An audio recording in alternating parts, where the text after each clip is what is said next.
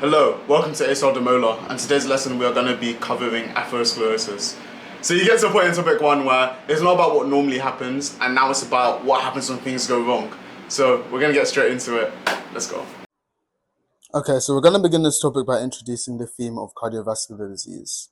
Now, that's also abbreviated CVD, but how do we actually define cardiovascular disease? Well, there's going to be the damage or dysfunction to the heart and or blood vessels.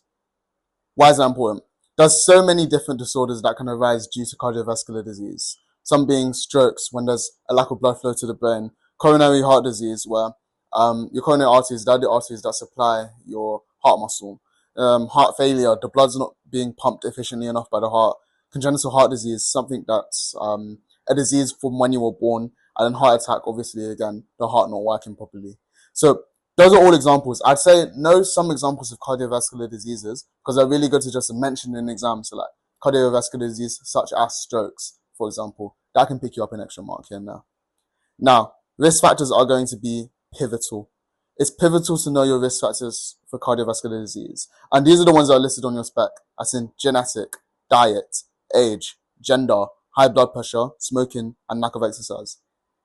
I always like to have these and also back it up by something. So for example, genetic, familial hyperlipidemia is a disorder that you're going to study later in this topic. Diet as well. Diet's high in salt, high in cholesterol, high in fats. They're going to give a greater risk of CVD. Being older, there's a higher risk if you're male because the female sex hormones have a protective effect. So premenopausal women have a lower risk of cardiovascular disease. High blood pressure, we're going to get into why that's a risk for CVD. And then we've got smoking, contains carbon monoxide and free radicals, and a lack of exercise as well. So those are going to be your main risk factors for cardiovascular disease. And I've just put in a little diagram there just showing that if the heart stops working, it is not bueno for you. So now we're going to get into understanding what atherosclerosis is. And I like to break up the word. So atherosclerosis breaks up into atheroma. And an atheroma is an accumulation of fatty deposits or scar tissue on the innermost layer of the arterial wall. We've covered that in a previous video. And what is sclerosis? Sclerosis just means hardening. And you have this diagram here. Your normal blood vessel, you can see so many red blood cells just flowing through that blood vessel, all good. Whereas if someone has atherosclerosis, there's an accumulation of fatty deposit on that endothelium and just hardening, which is why your blood cells are going to struggle to get through, right? So less blood cells are getting through. Why is that important? Atherosclerotic plaques make it more difficult for blood to pass through, as we've just mentioned. So there's going to be less blood flow to the organs. That means they're getting less oxygen. If they get less oxygen, there's less ability to respire aerobically.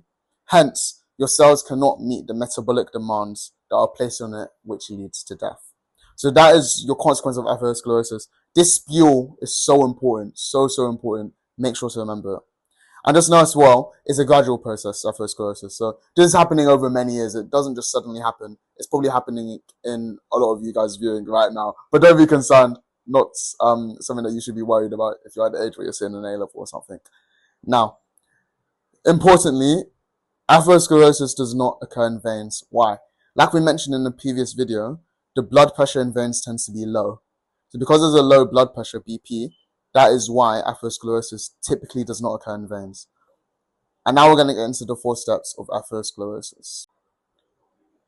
So guys, it would be excellent if you just memorize these in order, right? 4 steps, we're going to run through them. Endothelial dysfunction. Remember, endothelium is that innermost layer of your blood vessel. Now, it's high blood pressure, it's toxins, free radicals, LDLs, you're going to cover that later in this topic, but it stands for low density lipoproteins. Whatever it is, it damages the endothelial lining of the artery. So you can see here, that's your normal blood vessel, just to the red. And these yellow things, that either the toxins or the free radicals, the LDLs, they cause damage to the arterial wall. Cool. Let's go into step 2, the inflammatory response. So what happens in the inflammatory response, yeah? White blood cells are like, what's going on? There's damage to my endothelium. So they're going to colonize the area, and they're going to try to say, let's change this, let's help this problem. But actually what ends up happening is they make it worse, right? So your white blood cells, they kind of bind, or they kind of join together, clump together with LDLs and cholesterol, which have already accumulated underneath the endothelium, right? And when you have that clumping of white blood cells, guys, if you want to get the top marks, a bit extra, but it's called a foam cell. So just remember that a foam cell is when your LDLs combine with that white blood cells. Either way, what you really want to remember, what will get you the mark in the exam, fatty streak. Guys, please, fatty streak. So what's going to happen is your inflammatory response, the white blood cells try to help out, but they do a bit mess up. They form the fatty streaks, right? And I've shown that here. In pink, this is your white blood cell. It's coming to try and fix things, but it ends up just making it worse. And you get these fatty streaks. Now, your fatty streak, this is your atheroma, as we mentioned before. This is the atheroma. Cool. Plaque formation. Step 3 is plaque formation, right? So you got your atheroma. The blood cells, they're going to have a bit more difficulty passing through, but because they're quite soft, they can actually easily just kind of just bypass it, just kind of squeeze past. Now, smooth muscle fibers, calcium salts, they're not having any of it, yeah? They come in and they harden the atheroma, right? That forms a plaque. Cool. So your calcium salts, your smooth muscle fibers, they harden the atheroma, make a plaque, which is going to narrow the size of the lumen. We're going to zoom in here. Now this is hard. Now the red blood cells are going to try to get through. They're going to try to get through.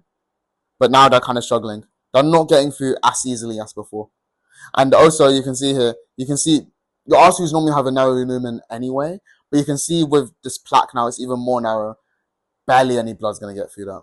Right? And that's going to lead us on to what we talked about earlier, about less oxygen to your organs and your tissues.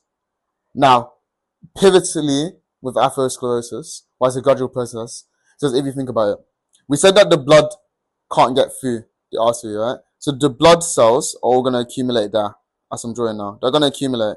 What's that going to be? Increase blood pressure. Your blood pressure is going to start going up and up, right? Because there's more resistance to that blood flow. What did we say before? Blood pressure is a factor that causes endothelial damage, right?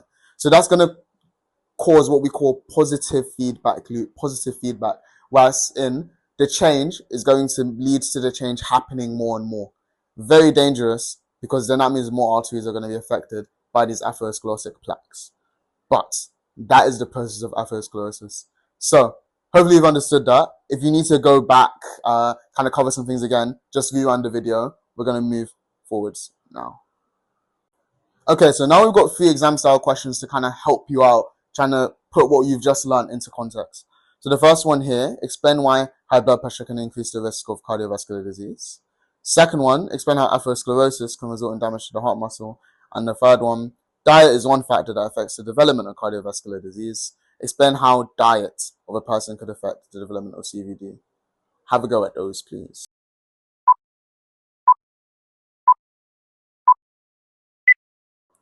Okay, so I hope those questions are all right. We're going to look at the answers now. So for the first question, high blood pressure causes damage to the endothelium. Again, I'm going to highlight key things. High blood pressure. We mentioned this before. Really important. We look at the stages of what? This is the endothelial destruction point, by the way. Inflammatory response. Remember, inflammatory response. Yeah? Formation of the atheroma. I'm just highlighting what's really important for you to say. And then when we talk about the plaque developing, we absolutely have to link it to the narrowing of the lumen. Right? Plaque develops, narrows the lumen. That's why it's going to lead to CVD. Let's go to the second question now. Narrowing of the coronary arteries. I think we mentioned this before. Coronary arteries are the ones that supply the heart muscle. Yeah. So that means if they're narrowed, again, now we've kind of bypassed the whole atherosclerosis thing. What's the consequence of it? Narrowing of the lumen means there's less blood flow. There's less blood flow, less oxygen. Guys, really, really important. Less oxygen. Yeah.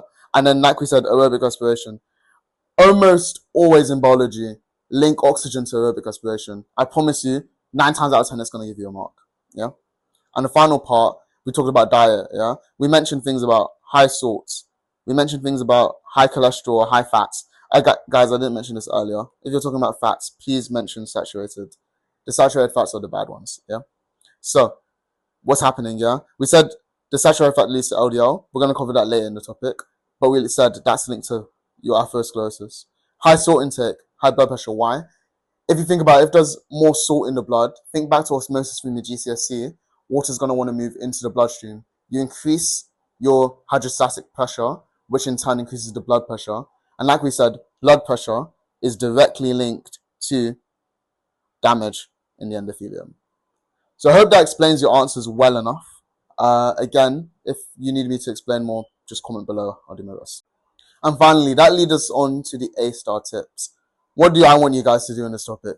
Please, you gotta understand, this is now we get to a point in biology where they do describe questions, they do explain questions, and it kind of catches people out, so just be aware. If they tell you to describe, they're just saying what happens. Yeah, that's all they want you to say. If they're saying explain, you need to explain why that happens, right? There's a difference, and knowing that difference is going to help you to score more in your exam. Now, I've mentioned this before, with biology, especially SNAB, you always want to link structure to function. You want to link a change that's happened, so for example, narrowing of the lumen, to a consequence. There's less blood flow, less oxygen to your organs or your tissues or your cells, right? Remember that you're always linking, you're not just saying something and not explaining why it's relevant. Now, remember the sequence. Guys, that sequence, it's only 4 steps. It's not the most difficult to remember. Please just go about remembering them, remembering the names. It's really important. And the risk factors, guys, it comes up every single year. You need to know the risk factors for cardiovascular disease because the examiners love asking it. Now, what kind of things do you not want to do when you're answering questions on atherosclerosis? Cool. Like I said, sometimes you will get questions. It might be a bit rare, but you might get questions where you just ask to list risk factors. But more occasion, when you mention a risk factor, you're going to need to explain it. Yeah. So just be really happy to do that. Don't forget about the oxygen point. It's really, really important. Guys, the main reason why this atherosclerosis process is bad is because less oxygen is going to go to your tissues. That's the main thing that we're kind of worried about here. And also, do not talk about veins at all. Guys, the blood pressure in the vein is too low for atherosclerosis to happen. Cool. I really hope this video has been helpful to help you to learn more about atherosclerosis as we continue to develop in what could actually go wrong. Now that we've learned about the normal function, what can go wrong? Please subscribe, drop a comment below, like the video. I'll do my best to respond to any questions. And I guess that's it for this lesson. So, bye for now.